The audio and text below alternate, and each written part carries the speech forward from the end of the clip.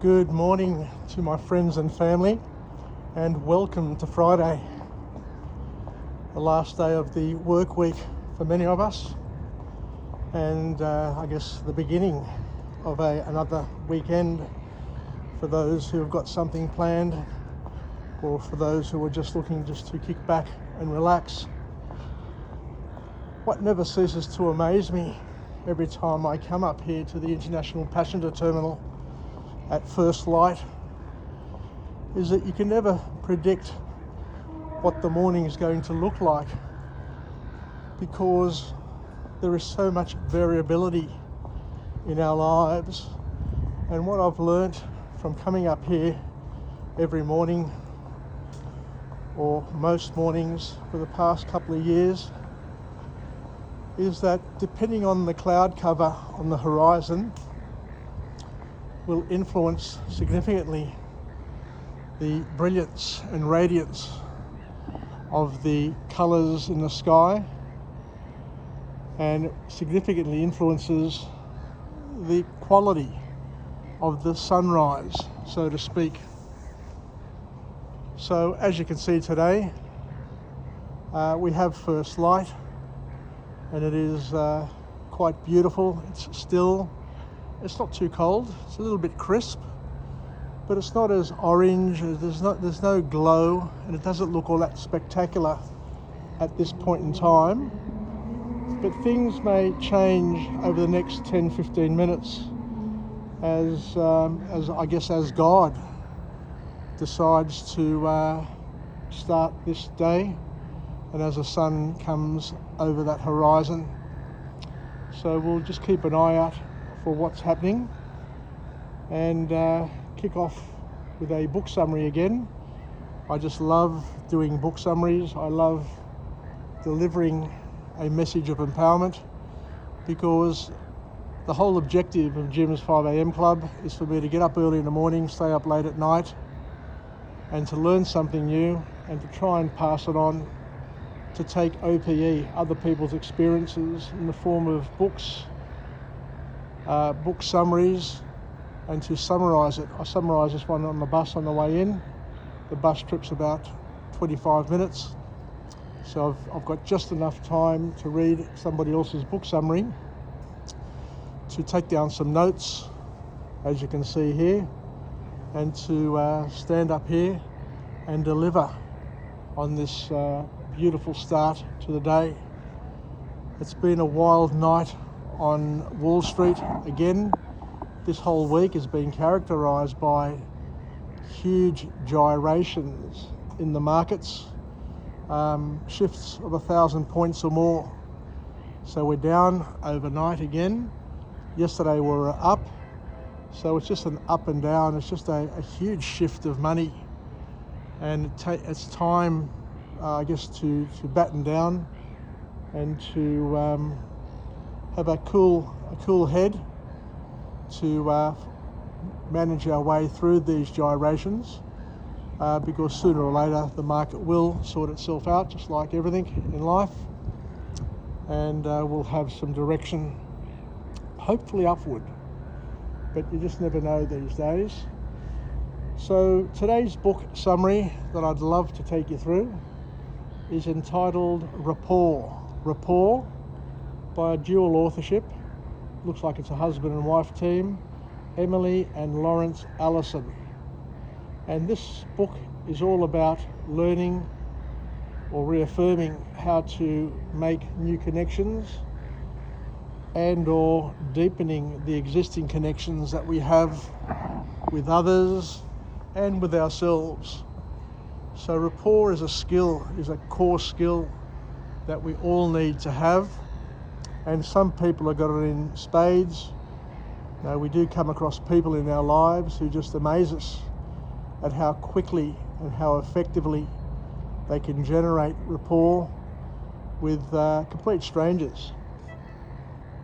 I must admit, I'm not one for building immediate and strong rapport with strangers, but I have had other people who have come up to me and have spoken to me as if they're an old, long-lost friend, and you're scratching your head saying, where do I know you?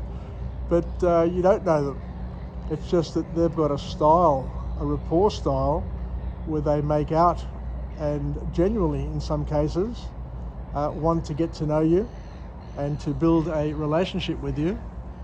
But once again, these skills are also employed by con men, by criminals, so you need to be able to decipher who's the enemy and or who's the friend. But it's a skill that we all need to have, we all need to develop, and these authors talk at length in terms of what the core elements are. So as we said, we've had uncles, we've had friends, we've had work peers throughout the years who just are able to build a connection with us and build a connection with others and just be really capable of generating that connection, so much so that you sit and wonder how they do it time and time again. But as we said, there are certain people who are really good at it, who are naturally gifted with it, and they're the people who end up becoming leaders in our society, in our families, in our field, because they have the gift of generating rapport. So the author goes on to say that there are 4 cornerstones. They call them cornerstones of rapport, and they offer up a mnemonic, a word which we can use to help anchor what these 4 cornerstones are. And they use the mnemonic here, HEAR, and the mnemonic here stands for honesty, H for honesty, E for empathy, A for autonomy, and R for reflection. And they say that in essence, these are the most important elements that one needs to be aware of and to try and master in order to generate, build, hold and keep rapport with others. Because in essence, rapport is the most important behaviour that we need to master to enable us and to allow others to be comfortable in our presence. And the author goes on to say something which is really powerful. This is quite profound, that others who are able to quickly and effectively, as I said before, build rapport are those who are comfortable with allowing others to be in control, to be in real control, or to be in moment control. Didn't quite know how to get that one out, but it's all about allowing, or being perceived as allowing others to have control in the situation, to be humble and comfortable in taking a back seat. This requires us to express respect, dignity and compassion for the others around us, regardless of how they are behaving towards us. It requires great listening skills and a genuine seeking to understand others before our own desires. So as you can see here, there is an activity, or there are certain actions that people need to take in order to invite connection and to foster and to build connection. And as we said before, these could be genuine actions and needs, or they could be false ones, where a con man or a con woman or a con person are using these skills, are using these techniques in order to manufacture a situation that could or may not benefit you in the long term. So we need to be on the lookout. We need to be detectives of rapport, just to make sure that the rapport that we think is being built by others or that we're building is to be used in the right way and not to be just used to leverage a relationship, to con somebody into doing something that they weren't willing to do in the first place. So as leaders of our families, as leaders of our organisations, as leaders of our lives, we need to be able to build and hold meaningful relationships in our lives. And the key term here is we need to build things that are meaningful and are sustainable. And building rapport is very similar, the authors say, to coaching, because they both rely on human relationship and connection in order to succeed. Unless you're connected with somebody else in a meaningful way, then you're not going to really be able to express, receive, give the full spectrum, to receive that full spectrum of life, and you're only going to be dabbling. So the authors here talk about the importance of having deep and meaningful connections as opposed to having the shallow connections that a lot of people seem to have in their lives. Because what the authors say here, and it's a powerful point, and this is something that people do in order to take advantage of other people, but if you do it in a genuine way, in a genuine loving way, then it can't be perceived as being manipulative. And what they say is that people genuinely or generally form quick connections and relationships with people, because what happens is that if you're able to build a quick and an effective connection with people, what you're basically doing is you're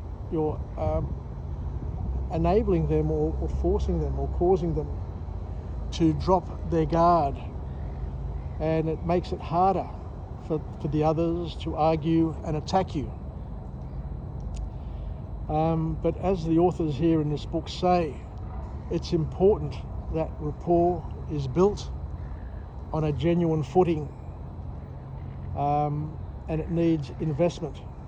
You need to be making real and important and genuine deposits in their emotional bank accounts.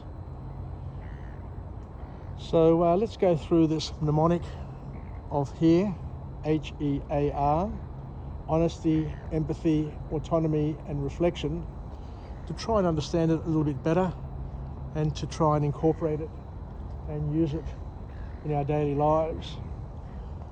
So the mnemonic here, which starts with H, starts with honesty, means that we need to try and be direct and honest in our communication style and our intentions and feelings. We need to be able to directly and honestly communicate our intentions and feelings, which for many people is hard, but you need to be able to build that skill. You need to be able to make it happen. And the author talks about the various communication styles, and there's a communication style known as T-Rex, where you're direct and forthright in your communication, but you don't necessarily use it to be argumentative and challenging to the others, but as I said, to be frank and forthright, because there's a big difference between being frank and forthright with the right intention rather than being frank and forthright just to be controlling and demeaning. So the author also talks about the importance to be empathetic, to recognise the other people's core beliefs and values and to respect them, to be humble, to use the communication style of the mouse, to be humble without being timid or weak, to be able to nuance how they're feeling and to reflect their feelings in a loving and a positive and a creative way. So as the author says here, we need to recognise other people's core beliefs and to understand that other people's beliefs may not be the same as ours, but to be in a position to respect those views and to recognise those views and values and to find a way of working with them as opposed to against them. The A talks about autonomy, being able to help others experience and reflect and express autonomy. There's nothing better in life than to feel free to do what you want, with who you want, as often as you want, whenever you want, and not to feel that they're choking you. So giving other people the freedom by taking a back seat is an important way of generating and helping others build this thing called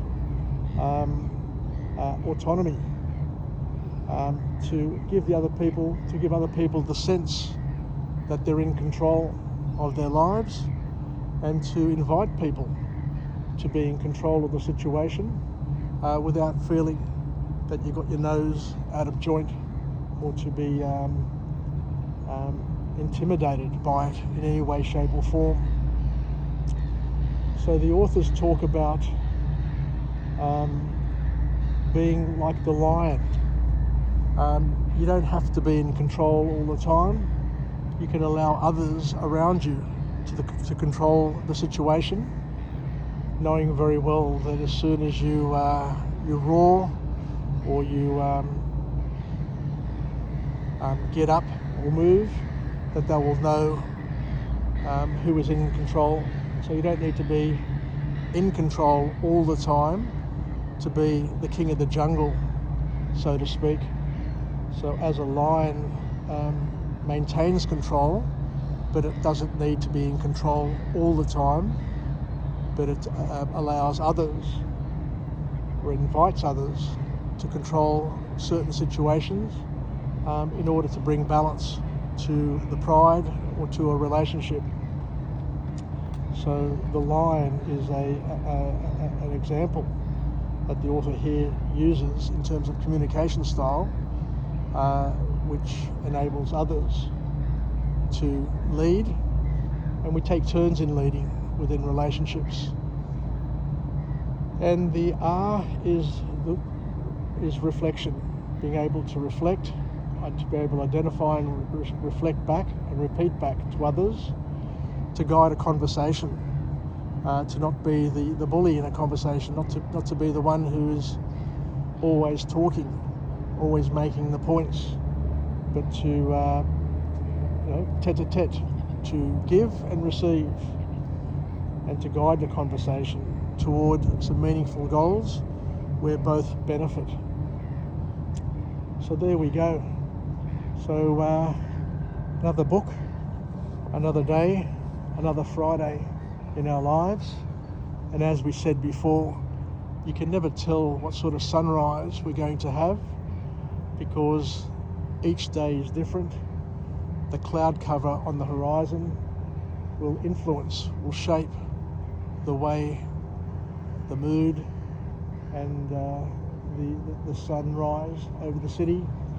But it's going to be a cracker of a Friday, a wonderful Sydney autumn day, and it's going to